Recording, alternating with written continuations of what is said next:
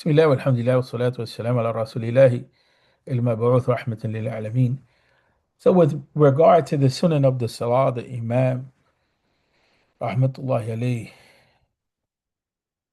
alayh, he says, as for the Sunan of the Salah, there are 20. The first of the Sunan is the recitation of the Iqamah. If you notice on the side, I put a W, and if you go to number 3, uh, you see I put an A at the end of it. If you notice here, on number 1 and number 2, I put a W. Anybody have an understanding of why? Wajib?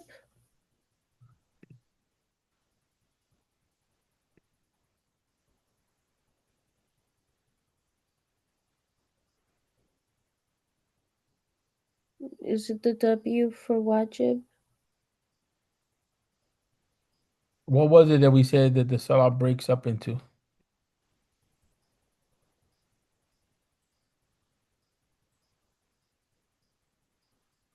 Obligations and sunnah, words, actions. Right. And those things are neither words and actions. So the W stands for words, the A stands for actions. Okay? Yeah. So I just started that. I didn't do that for every sunnah that is listed here. And I didn't do that for every obligation that we covered so far. Right. Mm-hmm. But what I want you to do is when you read, because it's easy to read through these things and that's it. But if you read through each, if you read through each and you uh have you put a marker next to it, you ask yourself, is it a word? Is it an action? Is it something other than a word or action? Then that allows you to apply the knowledge that we first studied.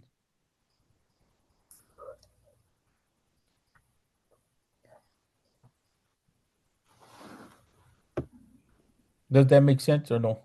Yeah.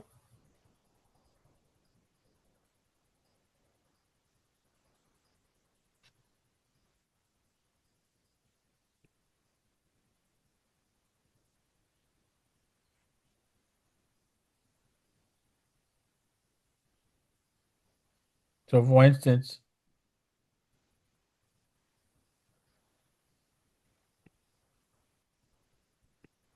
when we look,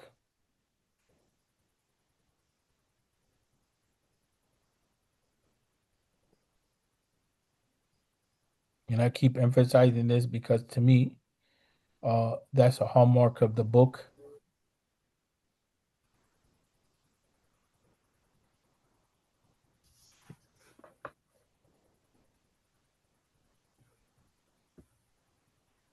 Do you see the section where it says preliminary concepts?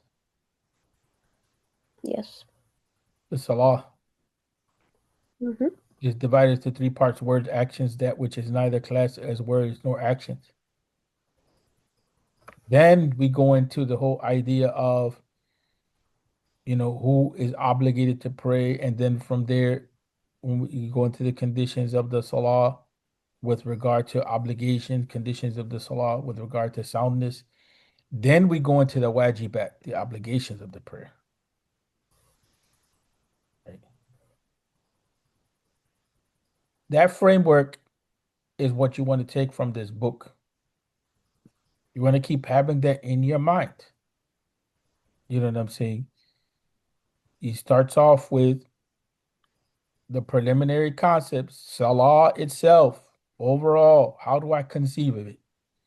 Well, firstly, when I look at Salah in my mind, I say Salah is consisting of words, actions, and that which does not fall into those categories, like intention and so on and so forth.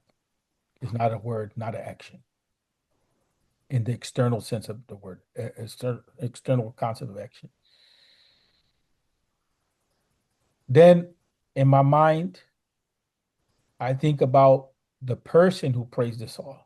Here, this first section, it opens up the idea of what?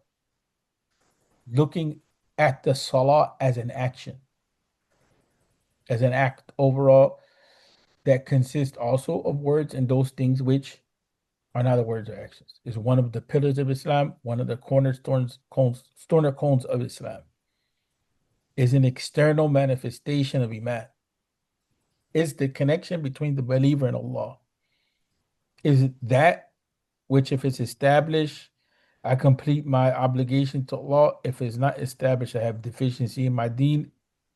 I'm also at risk uh, of invalidating my deen, kufr. So then from there, after, the idea of the salah breaking it up into those parts that we mentioned, words, actions, that which is another word or action, we look at the individual. We're no longer looking at the salah. We look at the individual. Who should be praying, who's not praying? How do we deal with that person? How do we deal with the person that's not praying? How do we deal with the person that's struggling even? That's the dawah side of it. In the fiqh, it's pretty clear cut. It's pretty raw. It can be, in some cases, not appearing to be compassionate, but that's a different discussion. That's a dawah discussion. How do we encourage the people? How do we call them to the deen? Right? From that angle.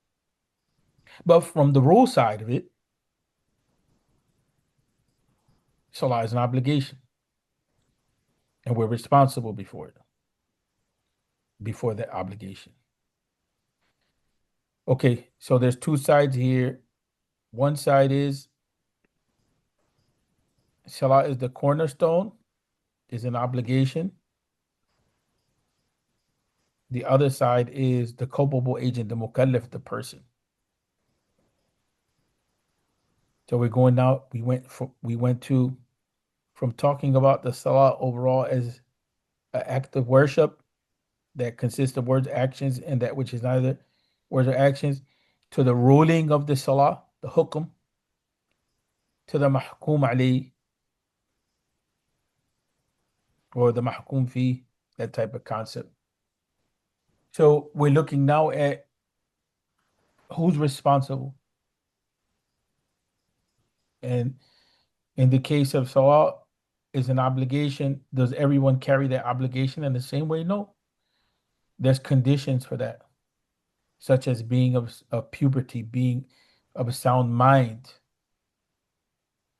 the time being in. That brings us to the idea of the conditions of obligation here. Conditions of obligation, we're looking at the individual. We're looking at the individual. So when we come up here, we say the salat is the second cornerstone of Islam, is the pillar of Islam, is from the arkan of Islam, is a rukn of Islam. All of that means cornerstone. And is farad al-ain. Farad al-ain. Al-ain here means the individual. Farad means it's an obligation. It's Oh, an obligation on the individual. Okay, that is a general statement. We get into now, it's is it upon every individual? No, every culpable individual. Who's the culpable individual? The one that is a Muslim, the one that reaches maturity or puberty here is better. The one who is possessive intellect, the woman in this case is differentiated because of the menses and because of the postpartum bleeding or al-hayd and nifas. So we distinguish her that she should not be in that state at that point in time. Salah is not an obligation on her. And also, in order for the salah to be an obligation, the time has to be in. There's exception to the rules, like for instance, for the traveler, but the general rule is that. So when we say every mukallaf, there's exceptions to this. We look at the person, and we mentioned from the angle of da'wah, And the deen does that. That's not just the use of Real's concept. Hadith al-ahad, they say. The person who's new to Islam. How do you deal with that? Even in the fiqh, the person who's struggling is given a portion of time to reflect on. But we also have to realize we're not in the context of an Islamic state or a Muslim community and all of that type of stuff. So part of the fiqh is not dealing with that reality. So we have to add that reality, and we have to know that these types of books sometimes are constructed, and the Muslims have political dominance over their reality, and they can obligate people to certain things, right? So also we don't want to turn into the or switch to the mindset that if we have political power, we just go and we oppress people, Mm.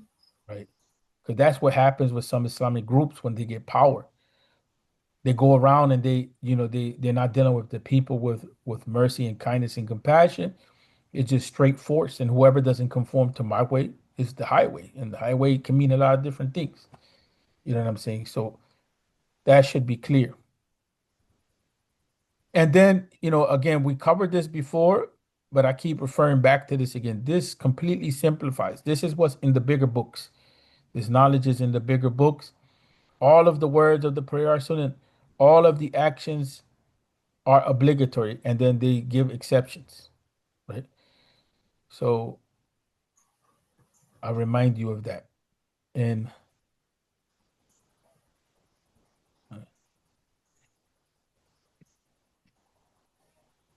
so now we're back to the Sunan of the Salah.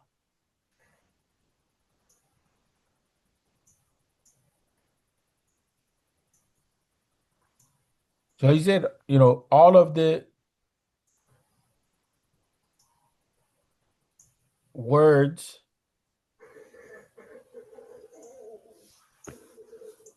are what? What did he say? All of the words are what?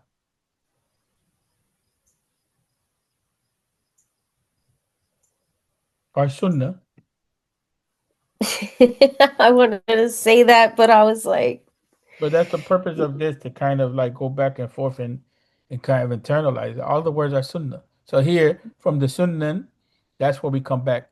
The first of the Sunnan is reciting the Quran. It's a word. Ikama. Yeah, the reciting of the Iqamah, it's a word. Hmm.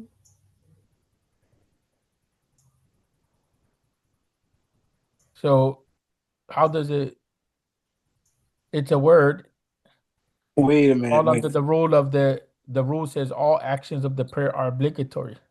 All right, but I have a quick question. Yeah. So, right before this, you came and I saw that it said, which is obligatory. I forgot the wording.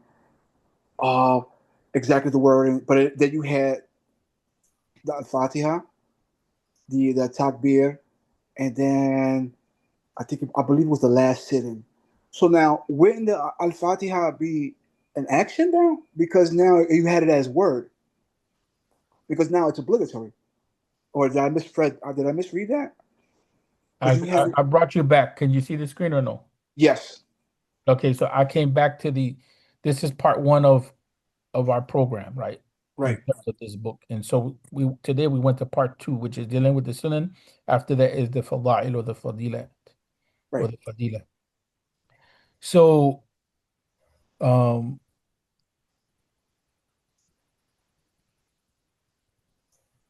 here,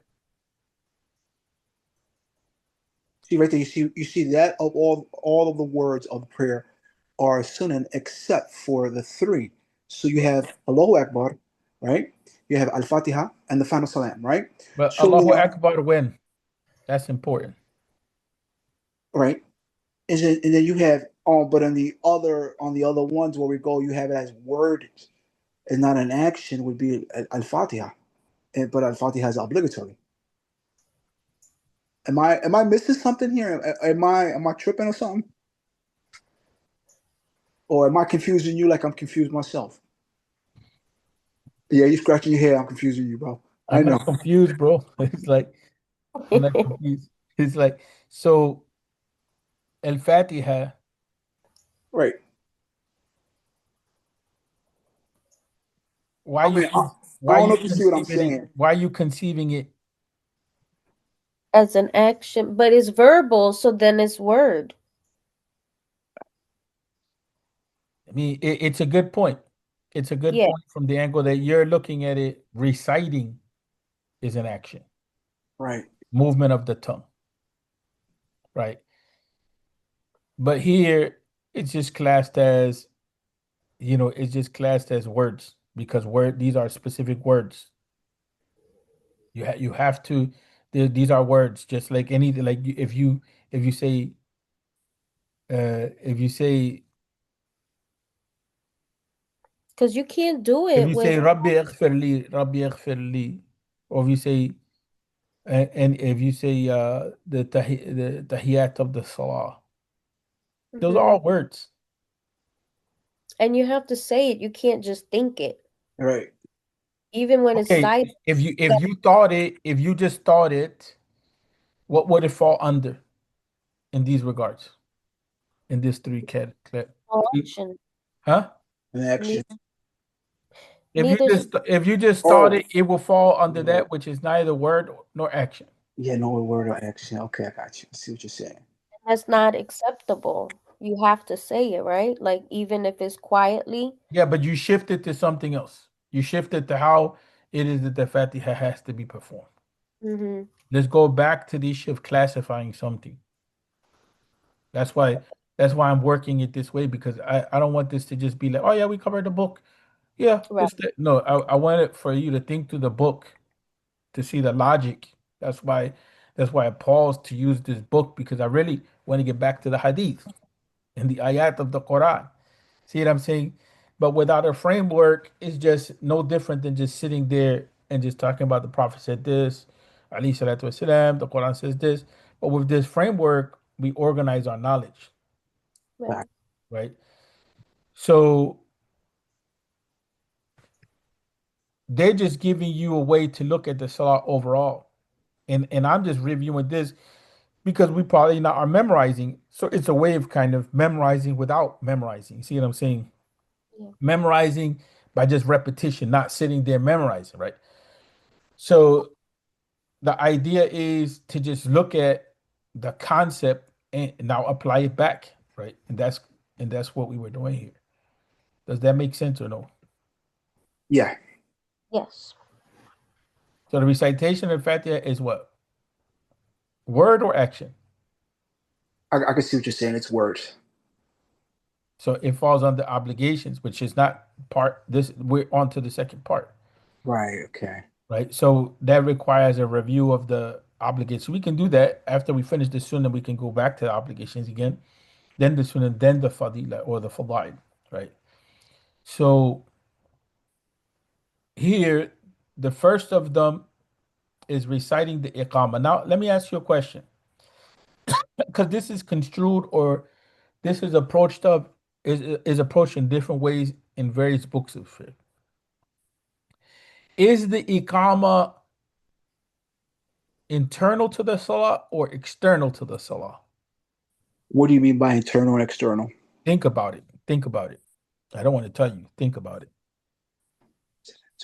It's external, Why I do you think. say that? And what did you understand by internal and external?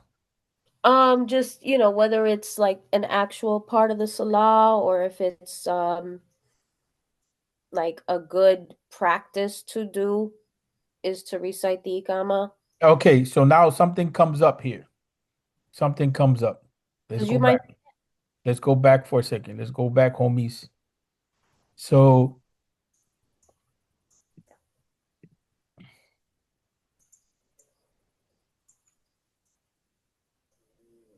or you might not have time. let's go back, homies. Where is this at? Where are you at, people? Where are you at? Ideas here. Go to here. Here you go.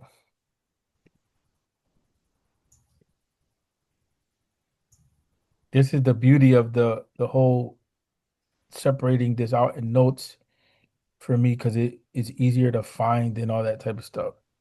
Yeah. So when we go back, we covered this.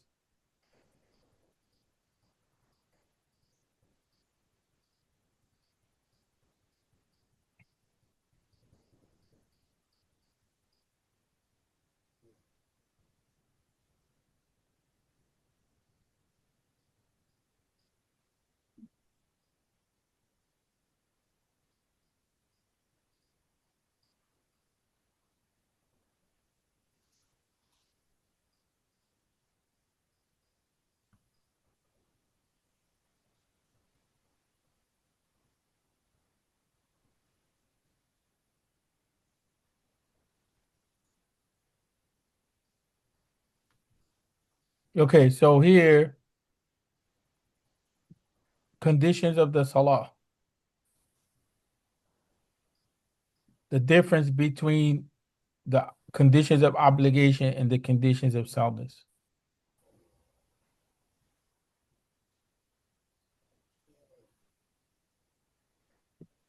The conditions of obligation are not the responsibility of the culpable agent to require, meaning basically whoever is a Muslim who is of sound mind, who is possessive intellect, and the time to pray is in. Whereas the conditions of soundness, we're obligated to acquire them, right? So, but one of the things that's mentioned here, that's not mentioned here, which it comes in, is that the question of whether a condition is internal to the action or not. The the the idea of the rukn, or the idea of the pillar of the salah, means what? A pillar means what? An A foundation. obligation. Huh? Oh, go ahead, Aliyah. No, you said it right. You said obligation. I said foundation. Okay, both of that works. But pertaining to our conversation here, uh, So it would be more of a pillar for like the like, word. Gotcha. And an action would be more of an obligation. Is so is that if the iqama is from the Sunnan, is it a pillar of the salah or no? so? It No. wouldn't be an obligation. So I would say yes. It would be a pillar, not an obligation pillar. What is a pillar? What is a pillar of the salah? What does that mean? Oh, A requirement? Yeah, it's something. So if it's missing, what does that mean by implication? then it's not required. So if you miss a pillar in the salah, and or one of the key elements of the salah, or even an obligation of the salah, and this gets tricky between the pillar and the obligation, all that, and there's debates in fiqh, and I don't want to get into that. I don't want to go to that confusion. But if you miss that, which is, just say for the sake of simplicity, obligation, pillar, or cornerstone, is your salah valid?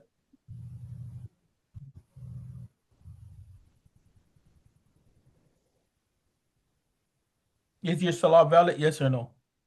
Can you repeat that again, please? If you miss an obligation of the salah, or that which is cornerstone to the salah, No, it wouldn't be. It wouldn't be. Until you would clean it up at the end and fix it and repeat. right? So, for instance, if your car gets a flat tire, can your car move? Nah, unless you bold, but nah. But if you, yeah, in reality, yes. Like, but let's look at what's healthy for the car. You know what I'm saying? Not just survival, whatever, or crazy tactics. But the car moves when the tires are in place, when there's gas in the car. Those things are essential. You know what I'm saying? And the same thing with the salah. And so the idea here is that sometimes in the books of fiqh, they attach the iqamah to the salah. Mm, So if the iqamah is not done, right, then it's like a deficiency in the salah, to the point of questioning the soundness. So here, saying like, look, it's a sunnah, it's a high sunnah, it's a sunnah which we should practice, but it's not essential to the salah. It doesn't mean you leave it out. It doesn't mean that we belittle it, but meaning that the salah can function without it, right? Because right. everything else that comes in the discussion, it is something that has to do with an action that's part of the salah. You get what I'm saying? Yes or no? Yeah. So you're saying we can survive without it, but that doesn't mean to leave it alone. right? Because You're the adhan is the same thing. gotcha. The adhan is the same issue. Like when Hanif brought this up, and I mentioned the adhan gets one of the five rulings. Is either an obligation, is either that which is recommended, or that which is permissible, or that which is disliked, or that which is prohibited. One of those five rulings. Instead of just giving it one ruling and saying it is only this, and that's it. No, no, no. Right. There But may that's be how some people teach. there may And be a that's situation where, huh? I said that's why we're all so confused because that's how people teach. Like this is the way, this is the only way. Yeah. But in this case, is the dean that dictates whether this is the way, this is the only way. Circumstances, the dean applies in different ways to different circumstances, right? So the same thing with the sunnah, that sunnah in this case, the sunnah of the iqamah is not here. Sunnah just doesn't mean the opposite of obligation to the point that you leave it off. Like some people think, you know what I'm saying, when they hear the word sunnah, they say, oh, it's not an obligation. That's not how we deal with that. You know what I'm saying? All of it is part of the sunnah of the Prophet Muhammad sallallahu alaihi wasallam, whether it is an obligation or whether it's labeled as a sunnah, is part of the ibadah. But here, obviously, the part of the ibadah of Islam. But here, we're just looking at the idea of the iqamah is something that is external to the salah, connected to it, but not essential to the salah. So much so that if it were left out, that salah will be invalidated. But it's a good practice. You know what I'm saying? It's a good practice to keep in mind. And technically speaking, there's something that is important to kind of, if you were to if you were to whisper, even if you're at work, you would say, Allah Akbar, Allah Akbar, Ashhadu an la ilaha illallah, Ashhadu anna Muhammadan Rasulullah. Right? Hayya ala salah, hayya ala falah, qad qamati salah, qad qamati salah, Allah Akbar, la ilaha illallah. You're good. You're good. Mm. You know what I'm saying? Even if you were to tone down a little more, you're good in terms of reciting it out, right? So those are all points of flexibility, right? If you're traveling, you should remember to say it. If you're in a group, you should remember to say it, right? As a matter of fact, when you have that formality, there's many times where we pray together, we're traveling together, and it kind of the salah starts feeling weird because we're not in the normal formal environment of the salah, this, that. But it gives that formality. The iqama is for the people that are there. The adhan is to let the people know that the salah has been established. A lot of times we're doing the adhan, but it's more symbolic than it is practical. Practical is to call the people, let them know. Like when you're overseas, that's a reality. The adhan is called, oh, salah is in. Mm. When you're in an American masjid, you know what I'm saying? Half of the people, the only time that the adhan makes some sense to people is when it comes on their phone. But they're not, Yeah. or Ordinary. unless you live close to a masjid where the adhan is being called regularly. And there's some masajid in the US where that is the case, whether in Yeah. Michigan or Philly or I other was places. I missed that about Philly because you can actually find people that'll go outside and do the adhan. And I remember, they tried to do that in New Jersey, and then people started complaining, and they didn't want the sound. I think it's legal in Minnesota. They got some sort of clearance to make the adhan outside of the masjid. That's another thing that we have to look at when we are establishing the deed. It's one thing to know the flexibility of what can we leave out of practice, what do we have to practice, all of those loopholes, so to speak. And it's another thing when we're talking about establishing the deed in an environment, Mm-hmm. right? And so sometimes that will require looking at the obstacles to that particular practice.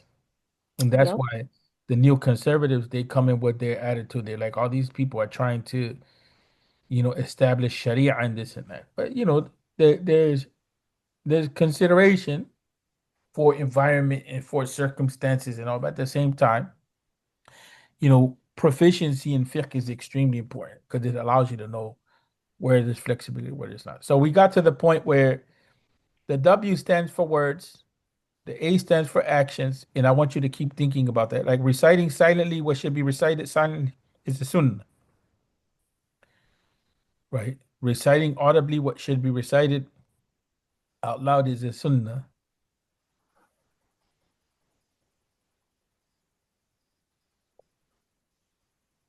How would you classify that? As a word or action? Or as neither of the two? Number four, how would you classify that? Reciting silently, what should be recited silently?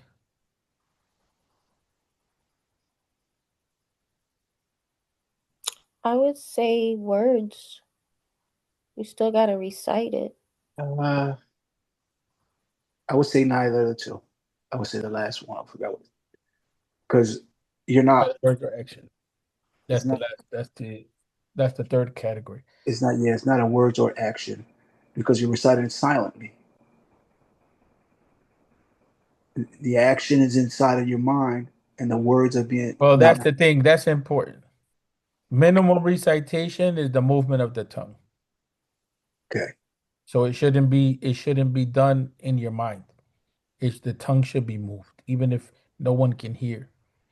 So delete. Is that across the board? That's the definition of recitation. Okay. Across the board? What do you mean across the board? You know, all the schools of fiqh see it that way. I never looked into that, but all the schools of fiqh, but from what I know, that's the definition of recitation. Movement of the tongue. Minimum, even if you can't hear the sound. It's classified as words or actions. It's a difficult one in that regard, right? Because Okay. in the sense of reciting audibly, it's words and actions from the angle of if we're going to classify the movement of the tongue as being an action. All right. So I got one that asked with this one, right? Yeah. We're saying reciting silently what should be recited silently is a sunnah, right? Yeah. And then you're saying that from what it sounds like, you sound like it's an action, right? You're saying it's an action. Now, what do we do when we recite behind the imam, where we're supposed to be letting him recite? In the Maliki school, unlike the Shafi'i school, the recitation of the Imam is the recitation of the follower. So the Shafi'i school, they take literally the hadith of Kitab or the Fatiha having to be recited. So they say that each individual has to recite. And that's their school. That's why, but you as an Imam, even it doesn't mean necessarily you as an Imam in the masjid, but you and Imam as an Imam leading the Salah have to be conscious that some people have that, like that's necessary. So you give them a little break after the Fatiha, you recite the Fatiha, you give them a very short break, you pause so that they can finish their recitation of the Fatiha.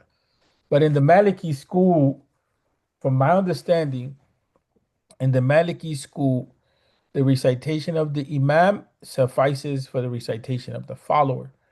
And that's the reality in the first two rak'at. But when it comes to that is in a salah that is out loud. In a salah that silently, you're going to be reciting behind the imam, unlike the Hanafi school. In the Hanafi school, the recitation of the imam suffices completely. Even when it comes, like for them, it's just silence, unless you go with the opinion that they have the sunnah to recite the Fatiha and this, that, right? But those are other schools from what I know in my limited understanding of the school. But for the Maliki school, it's just clearly recitation of the Imam is your recitation. If it's like a four rak'at, uh, and it's say for instance is like Isha. So the first two rakat, the Imam recites Surah Al-Fatiha, recites the second surah. Then in the third rakat, the Imam recites Al-Fatiha, may add on another surah because you can do that in the Maliki school. Um, and that's silent, and you do your thing. You recite silently as well. So there's recitation. Okay, gotcha. So what was it considered again? Was it word or action or neither? Two different situations. If you're reciting audibly, what should like number five, you're reciting audibly, what should be recited audibly? The tongue movement of the tongue is an action. Mm-hmm. The recitation is words out loud. It doesn't have to be exacting. It's just a way to kind of look at the situation, right? To teach. So number six, saying Sami Allahu liman hamida. One of the things that he didn't mention here that sometimes sometimes the Imam says Rabbana wa lakal hamd, Mm-hmm. and no one responds Sami Allahu liman hamida.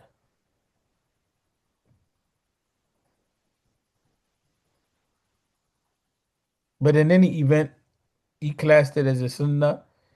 Uh, in the hadith,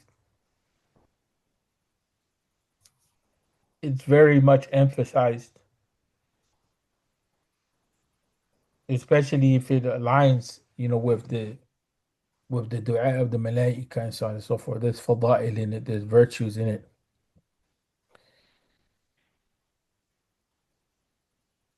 So the takbirat, which is the plural of takbir, which the takbir is saying Allahu Akbar. The takbir is singular, takbirat is plural. So takbiratul ihram pretty much like we mentioned is like you're wrapping yourself in the salah. Everything is haram for you except what is that either words or actions which pertain to the salah. There's no thinking about your girl. There's no thinking about the problem of your husband. There's no thinking about your bills. That's difficult. There's no answering your phone. There's no none of that. You know what I'm saying? There's no looking around. It's conformity to the model of the salah itself. And that's where, Well, you that know, falls under khushu'. pardon? That falls under khushu'.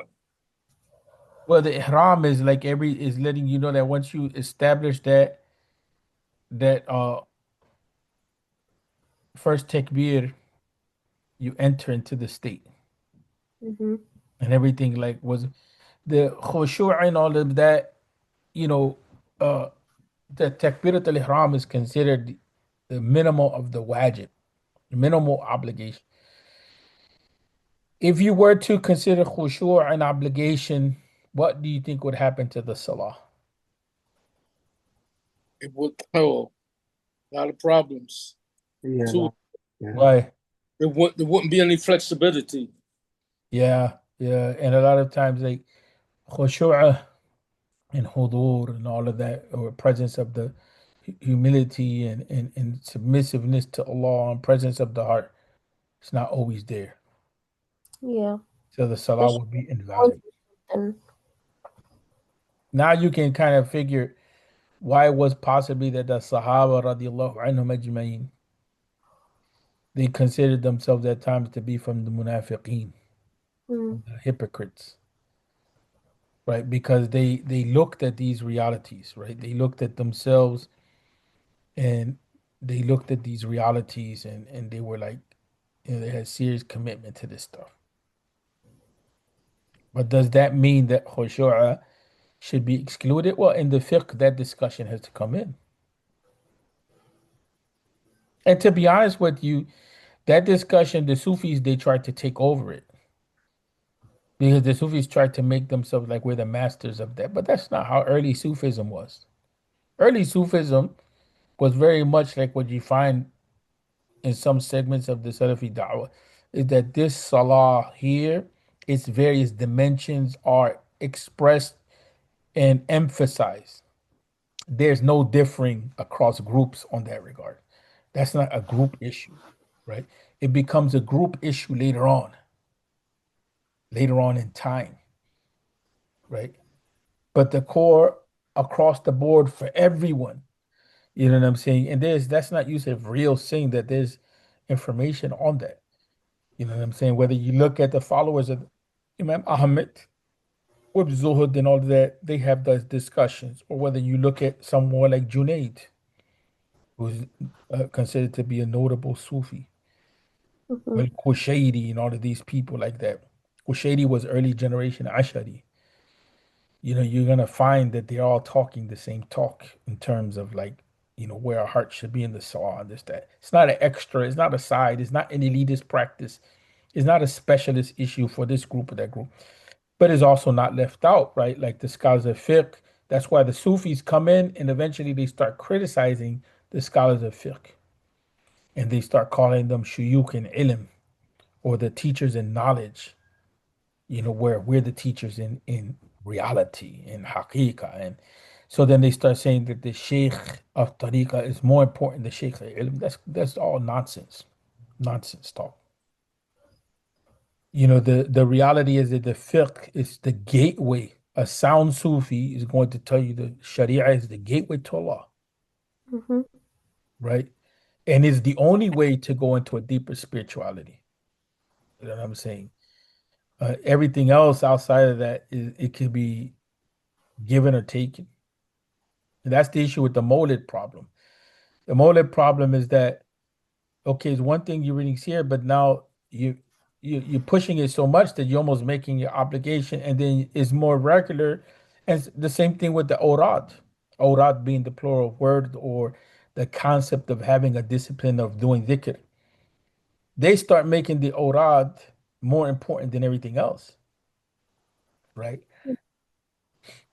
My sheikh gave me these 3,000 dhikrs to make. And so now it becomes more important than the dua of the Prophet sallallahu alaihi wasallam, learning it and doing this, that in practice. It's not always intended, but in practice. But sound, that's a debate in itself whether that is even legit. But to take a word from your sheikh, is it legit? That's a debate and a conversation in itself. But the soundness of approach is that we look at the salah and what should be established in the salah. And no matter who you are, what orientation you have, we have to get back to that. So the khushu'ah and hudur al-qalb, all of these types of things, hudur al-qalb is presence of the heart. Remember that in the Greeks are the ones that come up with this, the for them the heart is not the seat of intelligence. The mind is. So those are civilizational issues, but for the most part in the Quran, that concept, the heart is the seat of intelligence.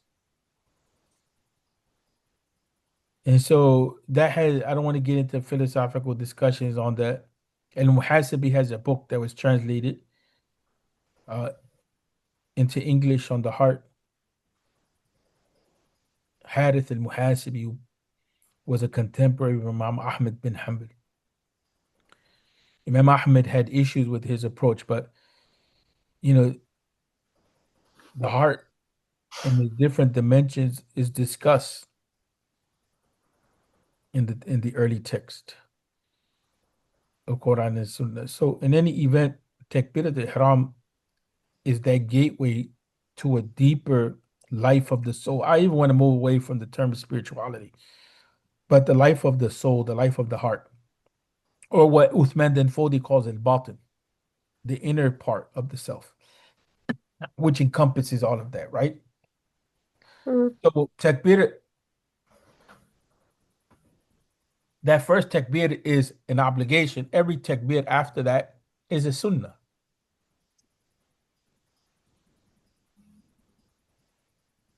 And at minimum of the two tashahuds, or Sunan. He has that listed as Sunan. That for me, I have to investigate that more for the tahqiq because there's varying opinions on that. But for the sake of this book, it's labeled as a Sunnah.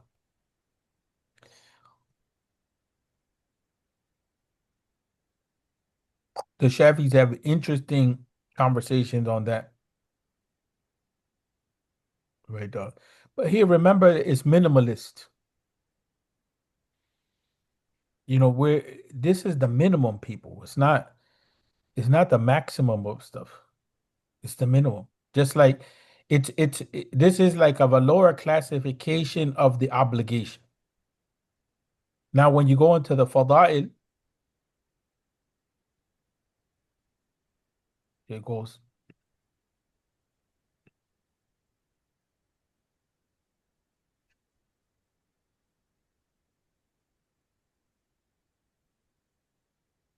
Excuse me, what did you say when you go into the Fada'il? It goes what?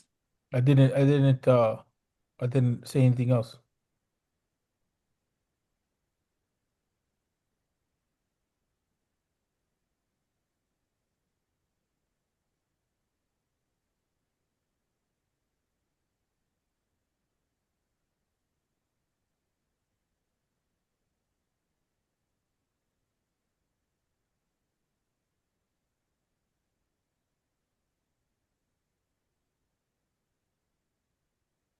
Yeah, it goes right here. When you go into the fada'il, they add another dimension, number 16. Actually, number 16 through 18, it adds on a little more with regard to the tashahhud. The tashahhud should be, actually, I'm sorry about that. 15 through 18. So the making of the supplication for the Prophet sallallahu alaihi wasallam, so on and so forth. Salawat on the Prophet. That's basically what it means by supplication. I don't know if I would use the term supplication, but for the sake of simplicity, we're praying for the Prophet and we're praying for uh, the people of Salah or the righteous and so on and so forth. In the tashahhud, we do that. And so now the making of that supplication is considered fadila. Then the second tashahhud should be longer than the first. How do you make it longer? The supplication extends it out. In the first tashahhud, there's no supplication pretty much. In Do the you second. know what that supplication is? Uh, I don't I know it. Let's focus on this part first, and then the details we can get into that Okay. because we can look at the forms that are used in the madhab. But because if you don't get this rule, you won't understand the logic. So turning right when making the salam, moving the index finger of the right hand during the tashahhud. So when you look at all of that, and then you come back here,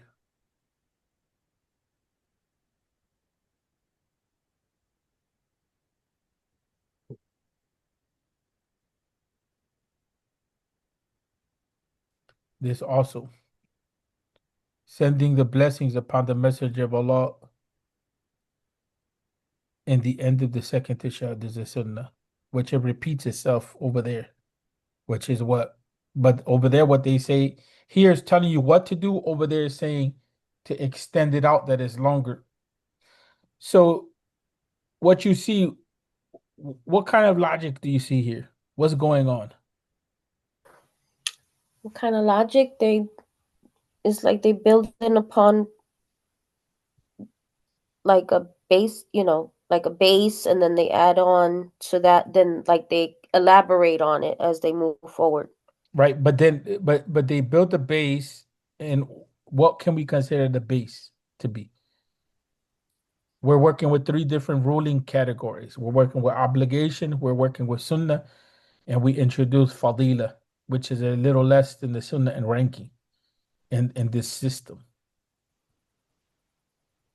Perfection, like ihsan. That's a good way to put it, but that's not what I'm looking for, though.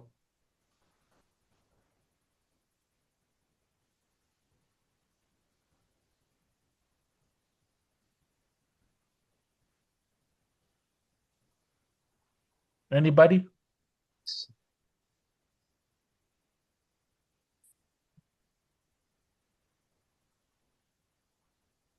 I mean, we mentioned it before, right? We mentioned it before, but I want to make sure that it's clear in everybody's mind. You saying the framework? It's a framework, yes, but then give me some more details with that. So we have words, actions, and then the other one is those that are not words and actions. Okay, outside So of, yeah. am I going wrong here? No, but let me see where you go with it. So uh so this one right here, which is the Sunnah, right? Sending the blessings upon the messenger of Allah. May Here we Allah. start. We're still at 8. Oh, we're still at 8. I thought. Right. Oh, I got it wrong then. No, Oh, you didn't get it wrong. What it is that what I'm saying is like 8, 14, and this is kind of where I want you to think through that. 15, 16, 17, or let's leave out 17, but 18, 15, 16, and 18, they're all touching on the same topic, but are they the same categories? no. So the two tashahuds is the Sunnah would be words, right? Because it's not saying nothing else but just words. Okay, but no, leave that side aside, leave that part aside for the minute, the idea of All right. words and actions. Okay. Okay, here in this section, we have the Sunnan of the Salah. Okay. In this section, we have the Fada'il of the Salah, which we said is a little, we may have to review that category again. It's just a lesser degree of the Sunnah as far as reward and right is concerned.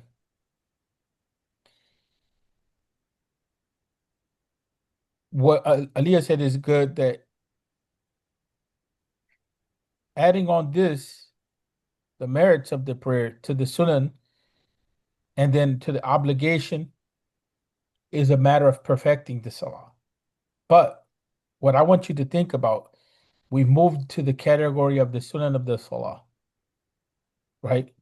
And we paused on number 8 because it's the tashahhud. But I wanted you to see, okay, the two tashahhuds, okay, he's talking about tashahhud in general, they're sunnahs. But there's dimensions to the tashahhuds. Right. Attached to that is the issue of sending salawat to the Prophet. Sallallahu That's And the he says, in the end of the second tashahhud. right. Then here, when you go down further to the fadila, now we moved into a new category of words and actions. And other than that, it's still dealing with the same theme of the tashahhud, but now is under the fadila. It's not under sunnah. Fadila being a lesser degree of sunnah. So we have obligation, sunnah, fadila. So then plugged into that system is the tashahhud. So the tashahhud is broken up into parts. So now the tashahhud and what is associated with the tashahhud as far as salawat and all that, it doesn't all fall under the same category.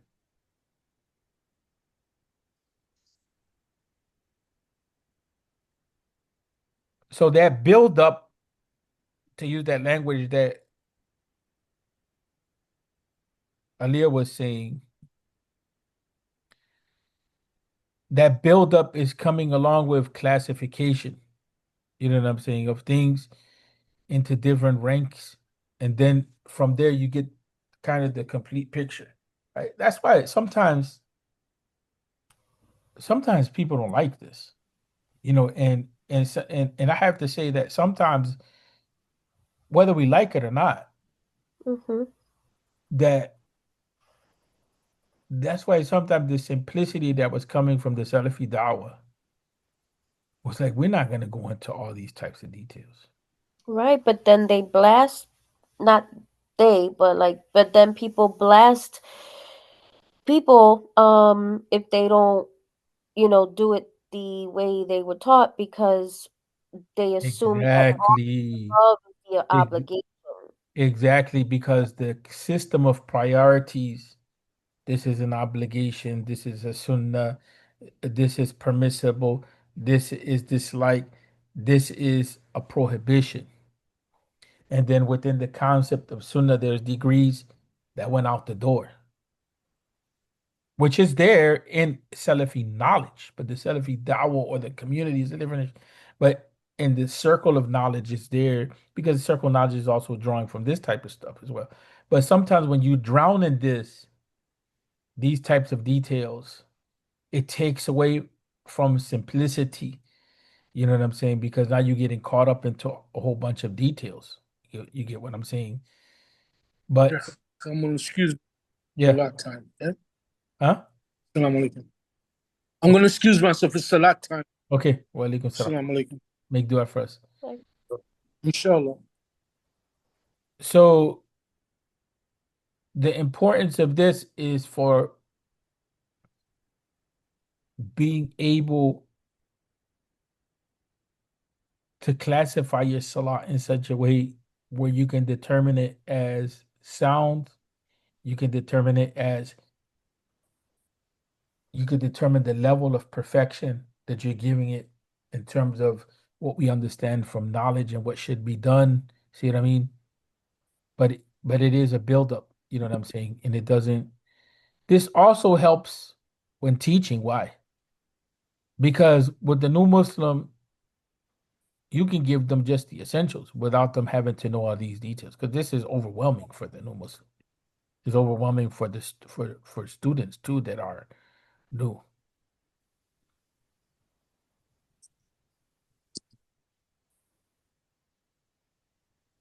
A lot of details. See, and there's repetition. Like here, the greeting of peace for them, the salawat is sunnah, right? There's some repetition here, like sending blessings more specifically at the end, doing it at the end. That's a time issue. That's not a words or action issue. That's that's a time issue. When it is that you send the greetings of peace is considered sunnah. So you have the two tashahuds overall is sunnah. Then you have the greetings, sending the greetings of peace, right? The salawat, as being sunnah, right?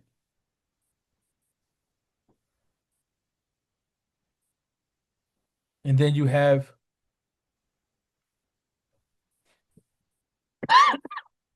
the recitation of the Fatiha, the order, in other words. And in this, to be honest with you, this could have been better. Like there's a lack of flow of logic here. Like takbir, that's the beginning of the salah. The tashahhud, that comes to the end of the salah. Now we went into the Quranic recitation, right? Which it should be at the beginning. But in any event, you know what I'm saying? We're not going to get into being critics. It is what it is. Uh, but from the angle of order, even this, like for instance, reciting Al-Fatiha.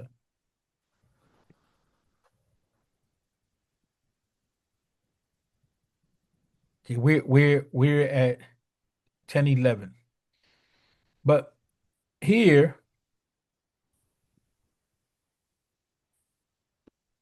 and maybe this may have to be reworked in this book. Maybe I may do it myself, but it'll change the order of the book, but not in a bad way.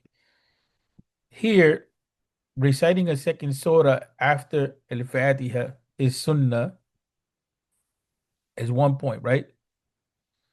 Then reciting Al-Fatiha here prior to the second chapter is another point, right? mm-hmm. Then standing up while you're reciting the surah, second surah, is a sunnah. Then the issue of reciting either silently or audibly, those things should all be together, shouldn't they?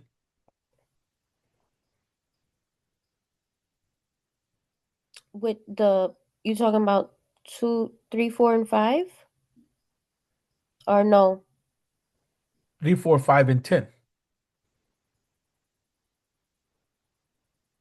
3, 4, 5, and 10 deal with Quranic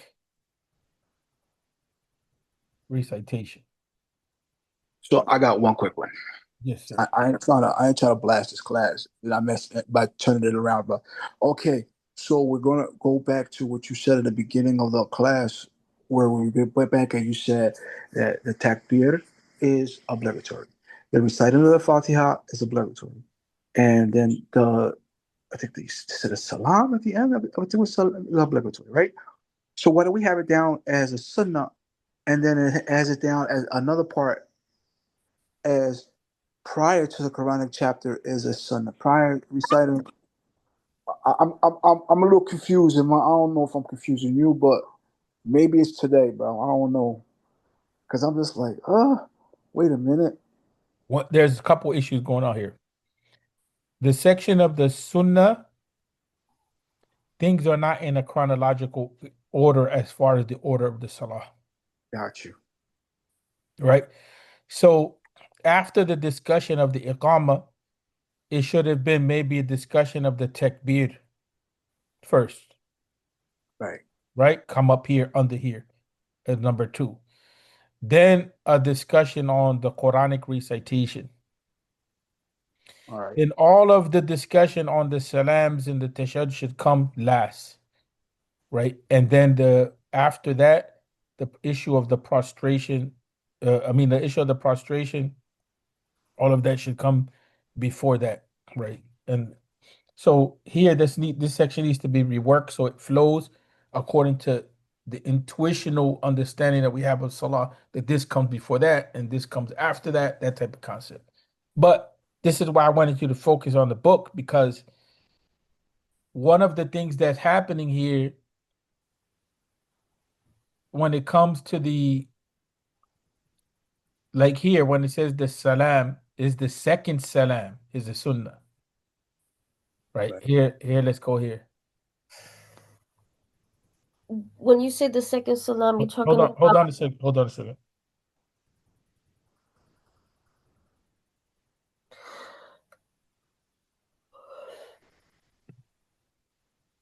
So the salams here, the only salam that's an obligation. Remember that I told you in the Maliki school and this is uh, uh, going back to your question, Resto. So in the Maliki school, remember I said there's 3 salams Right. when you're praying together, right? The first salam that you give is an obligation. That's the salam to end the salah. The second salam that you give when you turn your head to the right a little bit is to the person that you're praying next to. Right. The third salam is you're salaming the imam. That's unique to the Maliki school, right? And so so you go like this, salam alaikum. And then salam alaikum. That's to the right. And then when you're going this way and you kind of going back to the imam, whoever's on the left. All right. So that's why the salam is divided up. You know what I'm saying? So, but if you miss those salams, your salah is still valid. Because the only salam that is an obligation is that first salam. I'm not gonna front. Just to, I know you've said it as 3 salams, right? But I'm used to the 2. No, And then there's for a no while, issue I with got that. used to the 1, just a slight right, and that was it. Yeah, But the 2 is what that's I was standard. currently taught. That's standard, and there's no issue with that. Okay. You don't even have to change the way you're doing. It's just you're learning something here. That doesn't mean it's invalid and that you know now you got to go relearn everything. This is just a systematic way of learning. I got you. But one of the things that we uncovered today is that the section on the sunnah it is not aligned with the tartib or the order of the salah itself.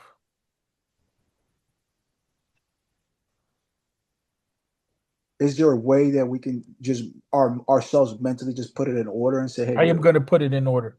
I'm going to change it around, but it's going to require altering the book, right? Because I'm changing the order of the book itself. But it's fine because this is, it's an educational process. Does that make sense or no? And then even within this, there's certain sections like Quranic recitation that pertains to that, right? Like the issue of the salam, the salam piece. That's another section. You can put it labeled it like that, right? You can put salawat. You can put tashahud.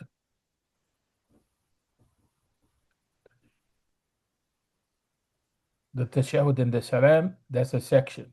So I have to organize that properly, right? The issue of the sutra being that which is used to block people from coming in your way, that's a topic, right. right? Right? The takbir, the takbirat,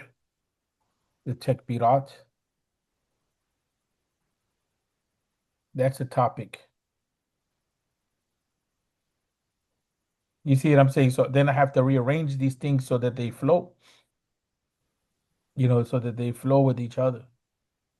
But this makes it a little easier, right? Because it gives it a little more sense under these titles. Tashahhud and salam, okay, that's towards the end part of the salah. But like this, for instance, prostration,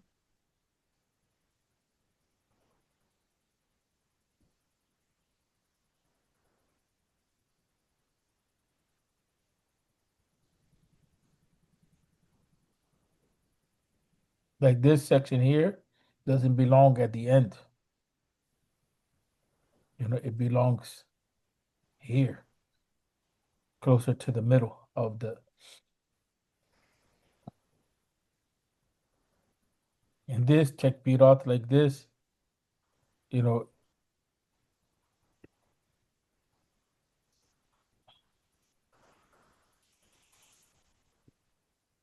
takbirat belongs at the beginning. Saying Sami Allahu liman hamida, you know.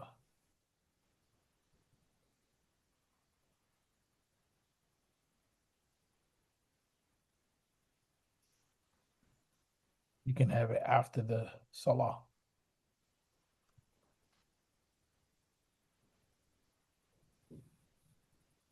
I mean, after recitation, sorry. That way it flows a little more. Even the sutra issue. The sutra issue,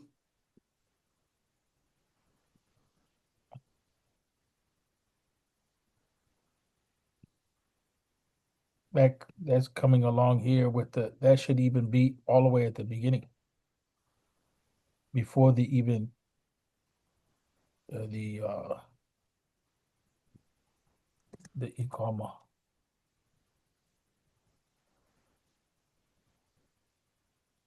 Because of the flow of the salah. Sutra is that which you take to kind of block your way between yourself and anyone else. Okay. The iqama is what's made before you initiate the salah. You initiate the salah with the takbirat. After like in this, for instance, this goes back with the tashahhud.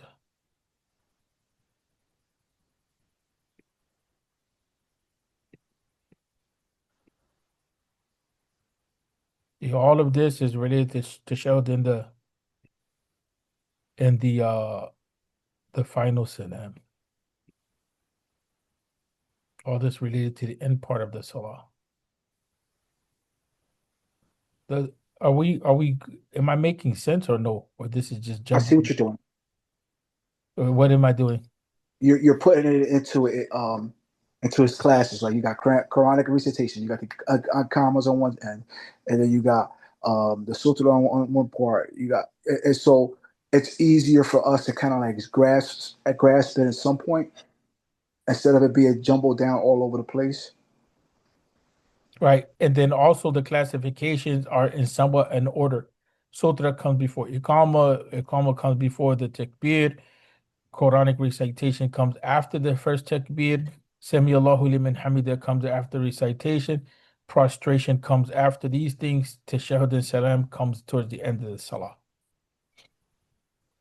So then, we could talk about the Sunnan as related to all of these different topics. These things, this is what Sunnah from this topic. If you were to go to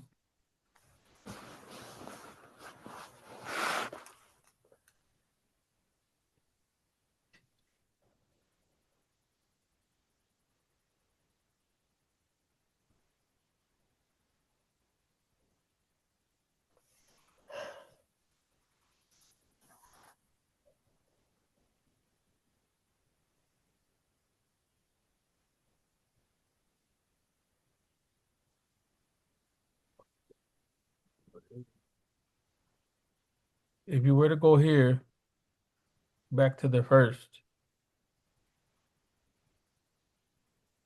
we could do the same thing here. But this one is a little more organized, better organized. First, you make the intention for the salah, then you make takbir al-ihram, then you standing when you make the takbir al-ihram, you're saying Fatiha, you're making ruku', you're standing up from the ruku', you make sujood, you rise from the sujood. Throughout all of the actions, you have moderation and repose. They should be even keeled, so to speak, and there should be stillness, and every act should be done with a certain perfection to it. They also should be done in the correct order. The sitting at the end is connected to the salams is an obligation. Making the salam is an obligation. And if you follow an imam, maybe you could put this at the beginning as well with intention. But if you follow an imam, there should be an intention. This flows, completely flows. It flows according to the order of the salah. But unfortunately, the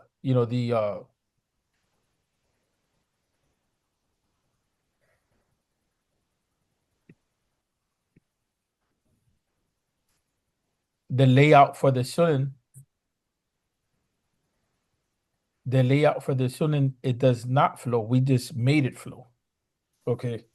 As far as the order, the intuitive order of the salah, meaning what we know from just the practice of the salah naturally, without a real deep study. Does that make sense now or no? Somewhat, yes. What does not make sense? The stuff that I questioned earlier, but we're gonna leave that for another class. Like what? I ain't gonna. Well, with the tashahhud, you know what I mean, where you got one that I mean, excuse me, not the tashahhud, the reciting of the Fatiha. You got one that's obligatory, and then one that says Sunnan, and then one that is that's where I'm kind of like No, it doesn't. It doesn't. You did not understand that one. Here it says recitation of a second surah after al-Fatiha is sunnah, okay, right? That's what it says. It says here it says that it's sunnah. So the recitation of a second surah after al-Fatiha. Fatiha is an obligation. okay. So what? And number 10 it says reciting al-Fatiha prior to the Quranic chapter is a sunnah. That's where I got the confusion from. Here. When do you recite al-Fatiha? Prior to. Right. When do I recite the Fatiha prior to the second surah?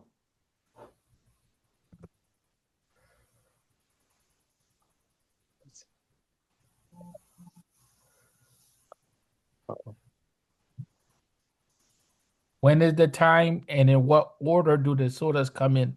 That's what you're dealing with. Okay. That's the sunnah. So reciting the Fatiha first, right? Okay. Okay. I'm starting to see it now. This should be like this.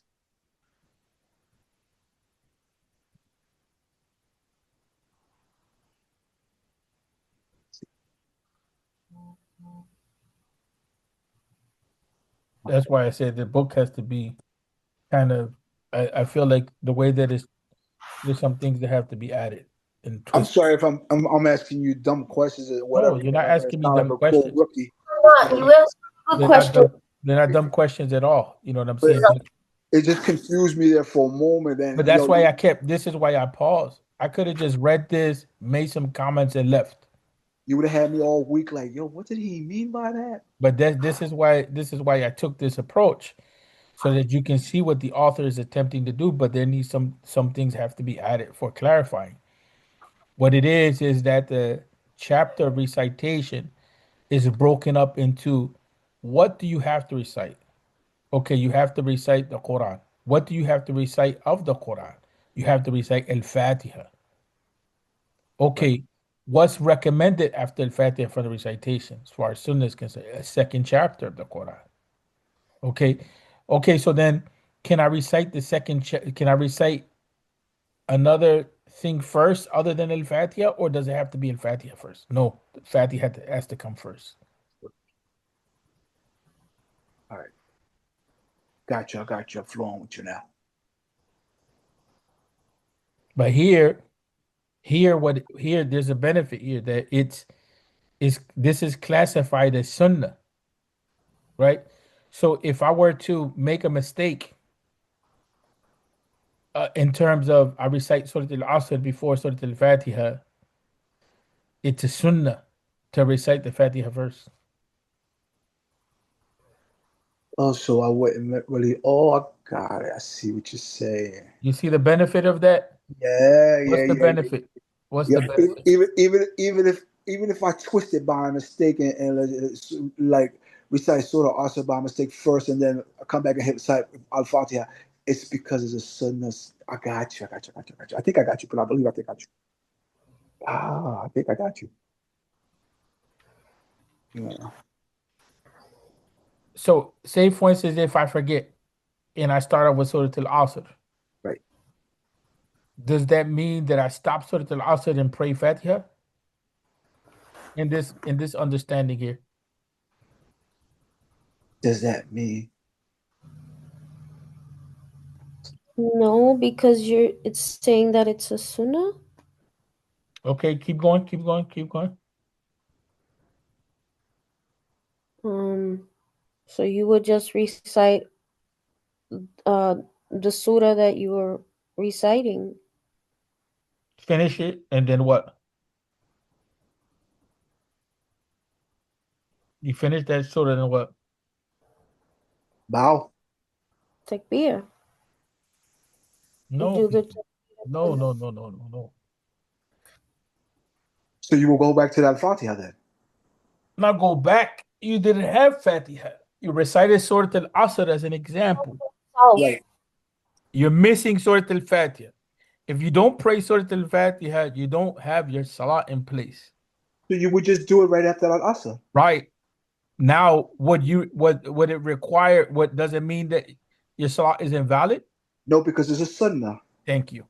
Lesson learned. Oh, hey, listen, you gotta excuse me, man. There's nothing to be I'm excused a tractor about. trailer driver, bro. That diesel will be messing my There's head. nothing to be excused about. There's no excuse, mate. For me, that's why we have this class like this. I got I you. appreciate when you ask questions because I sometimes I think I understand something, but then when you ask questions, I don't even know the answer. But the reality is if that honestly, if we wouldn't work, this is why it's a study circle. It's not a lecture. See the difference? Right. Mhm. I'm not sitting here giving you a lecture and you listen and then you run off. It's a study circle. We're studying the text. We're actually studying the text. Yeah, yeah. Okay, so I have a question just to clarify, and I think I'm asking the same thing. But is this saying this book saying that Al-Fatiha, like when we do the Takbiratul Ihram and we say Alhamdulillahi Rabbil Alameen, like that surah is a sunnah and it's not obligatory? No, I think what he's saying was it's obligatory in a prayer. But if you mess up and just like he said, if you pronounce Al Asr first and then come in after and hit it with the Al Fatiha, you didn't mess up your prayer because it was a sunnah. Oh. I believe I'm right. I don't know. I could be right. I could be wrong. I'm known to be wrong a lot. Here it goes right here. Yes, you're right.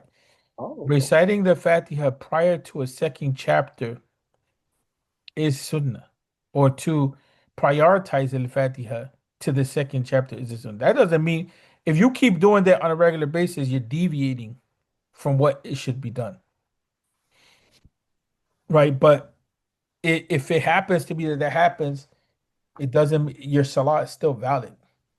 Okay. And in this way, the Malikis and the Hanafis, they kind of have a somewhat of an overlap. From there's somewhat of an overlap because in the Hanafi school, what's obligatory is the recitation of the Quran. What Mm, sunnah is to recite Al-Fatiha, or was mm, wajib. I'm sorry, was wajib is to recite Al-Fatiha. mm, So it gives us, it shows you how the fiqh is not, they're not too far off from each other. They have different insights and all that. But again, bottom line is that this gives you, this is how I'm teaching this. Now, this is how I'm teaching it. It gives you the flow, the understanding, the framework to know how to judge your salah. Because that does happen.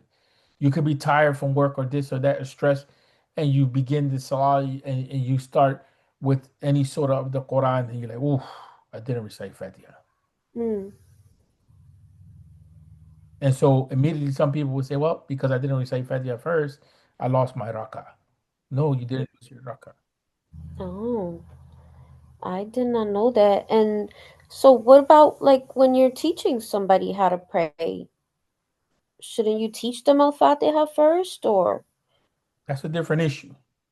Okay. Different issue. But, you know, that's a different issue. I don't want to mix that up in here. Okay. But, simply put, yes, Fatiha should be the first thing that we teach a person. Mm-hmm. But they may learn a smaller surah. You But know, it doesn't mean that it's an obligation in the prayer. where did you get that from? So reciting Surah Al-Fatiha is an obligation in the Salah. Okay. But it's not an obligation to recite it before the surah. Right, Got you. right. Okay. The order, Yes, the order, order. order, the order is what we're talking about. Yeah, and see that's I never knew that. Nobody ever mentions stuff like that. It makes me feel like maybe people don't know that. A lot of people don't know that, but it's also, it's a technicality. Mm-hmm. That doesn't mean that they're dumb, or that doesn't mean that they're wrong, or it's just like, this is a technicality. This is one way of doing it, one way of looking at it in a systematic scholarly way. Mm, You know what I'm saying? And that's it's cool. it's the Maliki school. I mean, that's the reality of the situation. So you see, that's how they deal with the evidences in this regard. They're taking the hadith of Al-Fatiha.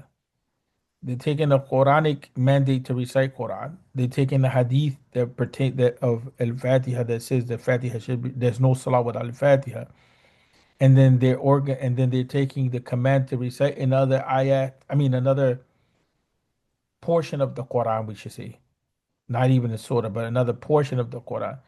And they're organizing those commands and those encouragements that are in the Quran and Sunnah, and they're organizing in a way that can be practiced. Right. So and that's what, does that make sense or no? you have commands and you have encouragements in the Quran and the Sunnah to do certain things, especially Mhm. with related to Salah when it comes to the Salah itself. And this is how the knowledge is organized. It's a way to organize the evidences. Does that make sense or no? Mhm. I was gonna ask you, like, just to break it up a little bit, is it possible if we have like one Sunday where we focus on this book and then the following Sunday we can maybe do tafsir or something else? For right now, I just want to because we already kind of like today, Hanif, we started off. You started talking about other stuff, but I Mm-hmm. just want to finish this first, Okay. and then it's like, and then I want to move on to that because this, it needs some concentration. Not to say the Quran doesn't need concentration, but this, like, look at what we went through today, Yeah. and I want to finish this book. I want to be done with it. You know what I'm saying? And we have about three more sections. And I want to do that within the a couple months and finish it off. Yeah, and I do want to get back to the Quran. I want to get back to an actual study of the Quran, Mm-hmm. the chapters of the Quran, and a part of me too is like I would like to teach Arabic, but it needs some preparation. You know what I'm Yeah. saying? But I'm more inclined to that. You know what I'm saying? The more inclined to kind of move in that direction. But I want to finish this book so that we have this book at least. If this is the only thing that we study in fiqh, at least I know that everybody has this foundation. You know what I'm Yeah. saying? And then remember that we were supposed to go over the evidences of this. You know what I'm saying? That's another thing. Like that the reliance of the worshiper is evidences. But to me, it doesn't make 100% sense unless you have some sort of fiqh framework. You're just going over a hadith and it doesn't like the student is not able to conceptualize. Like, look at how difficult it is to kind of conceptualize it. Today, we made a breakthrough. It's a Yeah. major breakthrough. You know what I'm saying? Because I looked at this section multiple times. You know what I'm saying? And one of the things that was uncovered with you all was, yo, the organization of the Sunnah section, it has to be reworked. Mhm. It's too confusing. We accomplished some of that. And then it's like, and then you got some of the ideas. I'm glad because that's exactly what I was kind of prodding along. I may not have been 100% clear, and I apologize, but I was prodding you all mentally because I wanted you to say that, like, why is he breaking these things down? And Mhm. what's the significance of that? And I think that when it comes to Al-Fatiha and its recitation, that was the example that allowed for that breakthrough so that you can see. You know what I'm Yeah. saying? Oh. The tashahud is another one because the tashahud is like is going across these classifications. Is going it's part in, part of it is in the Sunan, part of it is in the Fada'il, you know what I'm saying? And so you see how it is that the thought is being broken up into these classifications and categories. And ultimately, that allows you to have an understanding of what is the bare minimum for this salah to be valid. Yeah. All of these things don't have to be in place for the salah to be valid, but these things should be in place in order for the salah to be at its best in terms of its offering. You know what I'm saying? Its best offering, the best way that you can offer it, the best way that you can bring it about, the best way that you can complete it, right? Or the most impactful as far as reward. But what's the bare minimum, bare bones? That goes back to the obligations. Can you get away with only the obligations? You're going to be very short on your salah. Right. You don't want to bank on that. You know what I'm saying? You're going to be short on your salah. And you may be able to do it every now and then, based on time and all of this type of stuff. And that's in the Hanafi school, they have the example of that being fiqh. That Mm-hmm. fiqh is understanding. That is what fiqh is, especially if you're crunched for time. You know what I'm saying? Yeah. My issue is like I'll be out and when I was when I was up north, it wasn't a problem. There was always a masjid that was open. I can go make wudu, pray, not a problem. But out here, it's like, okay, I go to the masjid, it's locked, this, that. So I'm like, okay, I'm just gonna go home and make up my prayer. But I mean, the way that you're explaining it, even if I just did the bare minimum, go to whatever public restroom, make wudu, go in my car and just do what I have to do. Like, because there's so many like thoughts and doubts and fears, like I feel safer just to wait till I go back home, but then I've missed, Salah. That's why studying fiqh is important. I want to end the recording here. We can continue the conversation.